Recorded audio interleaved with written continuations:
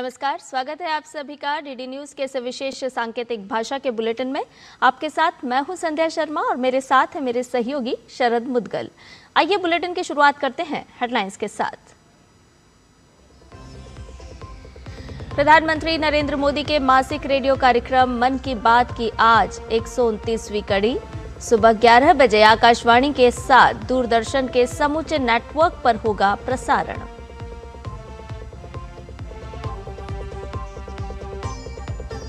VBG Ramji कानून को लेकर कांग्रेस पर बरसे शिवराज सिंह चौहान, कहा कांग्रेस का विरोध पूरी तरह राजनीतिक, मनरेगा बन गया था भ्रष्टाचार का पर्याय।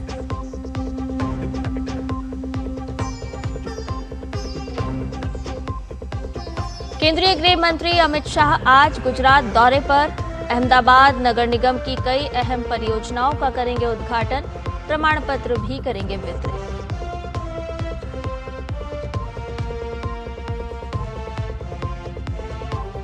म्यांमार में आज आम चुनाव के पहले चरण के लिए वोटिंग, 3 चरणों में होगी पोलिंग, 6 पार्टियों के 5000 से अधिक उम्मीदवार मैदान में।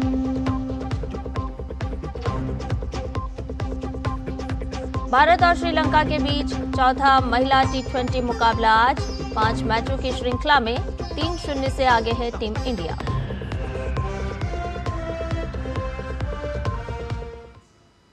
सभी समाचार विस्तार के साथ। आज सुबह 11 बजे प्रधानमंत्री नरेंद्र मोदी मन की बात कार्यक्रम में अपने विचार साझा करेंगे। ये इस मासिक रेडियो कार्यक्रम की 129वीं कड़ी होगी। कार्यक्रम आकाशवाणी और दूरदर्शन के समूचे नेटवर्क, AIR न्यूज़ वेबसाइट और news on AIR mobile app पर प्रसारित होगा।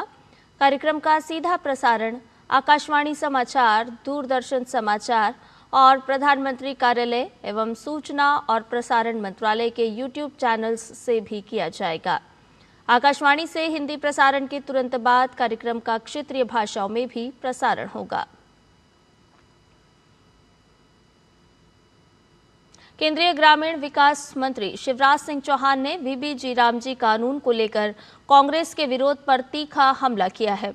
उन्होंने कहा कि कांग्रेस का शोर पूरी तरह राजनीतिक है। शिवराज सिंह चौहान ने आरोप लगाया है कि कांग्रेस ने मनरेगा कानून में महात्मा गांधी का नाम केवल चुनावी फायदे के लिए शामिल किया था। किसानों के हित को भी पूरा करने वाली योजना है,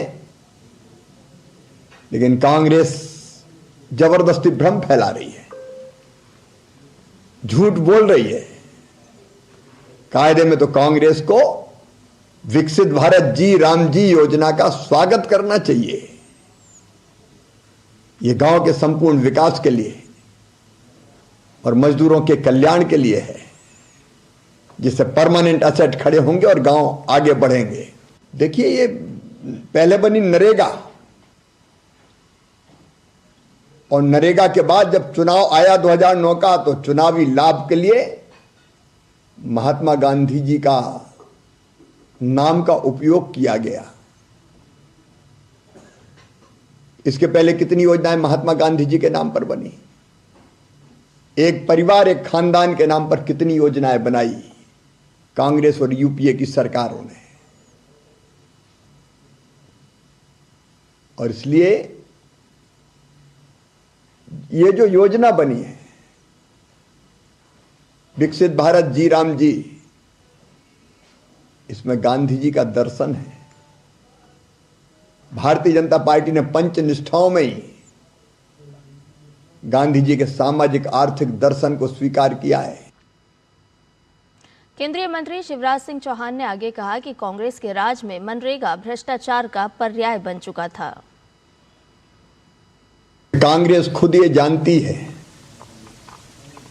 कि उनके राज में मनरेगा भ्रष्टाचार का पर्याय बन गई थी। मजदूर के बजाय मशीनों से काम, मजदूर की जगह ठेकेदारों से काम, ओवर एस्टिमेट बना देना, एक ही काम कई बार कर देना और पेमेंट निकाल लेना। केंद्रीय गृह एवं सहकारिता मंत्री अमित शाह अपने गुजरात दौरे पर आज अहमदाबाद में ड्रेनेज पाइपलाइन के उद्घाटन समेत कई कार्यक्रमों में शामिल होंगे। अपने दौरे पर केंद्रीय गृह मंत्री अहमदाबाद नगर निगम की 326 करोड़ की लागत से वैष्णो देवी सर्कल से साबरमती नदी तक बनवाई गई 27.719 किलोमीटर लंबी ड्रेनेज पाइपलाइन का उद्घाटन करेंगे। इससे शहर की नागरिक सुविधा और बुनियादी ढांचे को बड़ी मजबूती मिलेगी। कार्यक्रम के दौरान गुजरात के मुख्यमंत्री भूपेंद्र भाई पटेल भी मौजूद रहेंगे। गृह मंत्री अमित शाह साबरमती नदी के भू कटाव से विस्थापित लोगों के पुनर्वास के लिए भू आवंटन प्रमाण पत्र का वितरण भी करेंगे। इसके अलावा गृह मंत्री IMA के राष्ट्रीय सम्मेलन IMA नेटकॉन 2025, युवा बिजनेस महासम्मेलन 2025 और नमोत्सव में भी भागीदारी करेंगे और आइकॉनिक SG हाईवे के प्रथम चरण के पायलट प्रोजेक्ट का दौरा भी करेंगे।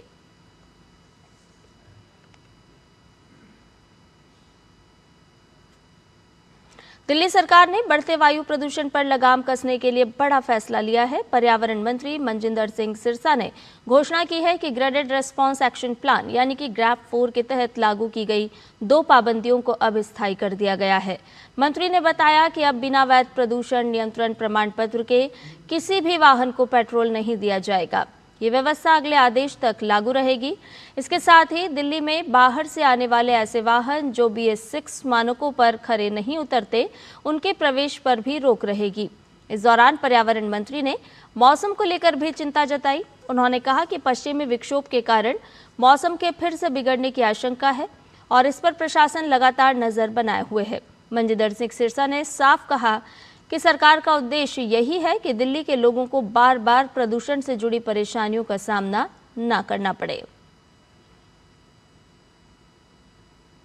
रूस और यूक्रेन का संघर्ष रुकने का नाम नहीं ले रहा है। इसी बीच अमेरिका के राष्ट्रपति डोनाल्ड ट्रंप और यूक्रेन के राष्ट्रपति वोलोदिमीर ज़ेलेंस्की के बीच एक बार फिर मुलाकात होगी।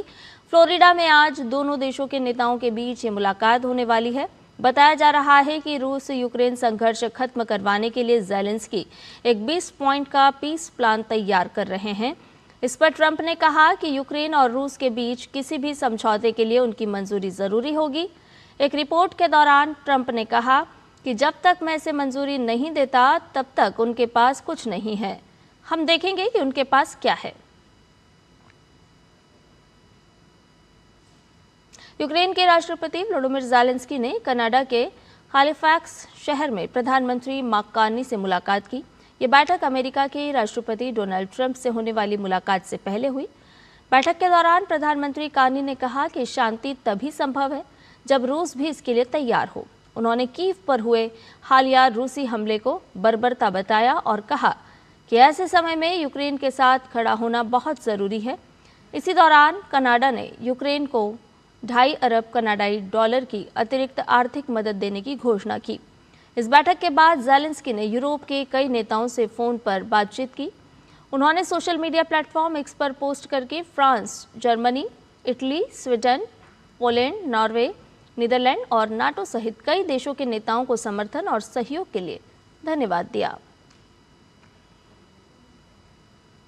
ताइवान में कल रात पूर्वोत्तर शहर यिलान से 32 किलोमीटर दूर लगभग 7 की तीव्रता का भूकंप आया, जिसका केंद्र 70 किलोमीटर की गहराई में था। खबर के मुताबिक भूकंप के झटके पूरे देश में महसूस किए गए। वहीं ताइपे सरकार ने बताया कि भूकंप से किसी बड़े नुकसान की कोई खबर नहीं है। कुछ जगहों पर इमारतों को मामूली नुकसान की खबरें जरूर आई। ताइवान के राष्ट्रपति लाई चिंग-ते ने सोशल मीडिया पर एक पोस्ट में निवासियों से संभावित भूकंप के बाद के झटकों के प्रति सतर्क रहने का आग्रह किया है। पहले 3 मैच जीतकर सीरीज अपने नाम कर चुकी भारतीय महिला टीम आज श्रीलंका के खिलाफ चौथे महिला T20 मैच में भी अपना दबदबा कायम रखने के इरादे से मैदान पर उतरेगी। हरमनप्रीत कौर की अगुवाई में टीम इंडिया ने 5 मैचों की सीरीज में अब तक शानदार प्रदर्शन किया है।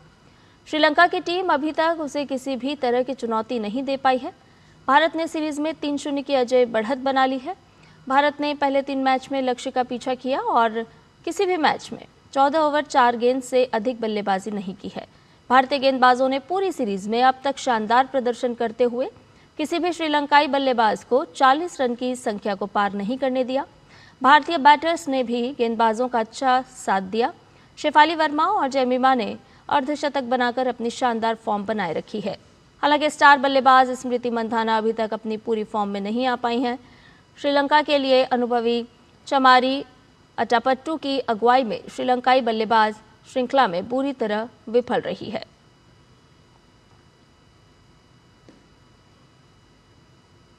इसी खबर के साथ हमारे इस विशेष सांकेतिक भाषा के बुलेटिन में फिलहाल के लिए इतना ही। मुझे और मेरे सहयोगी शरद मुदगल को दीजिए इजाजत। नमस्कार।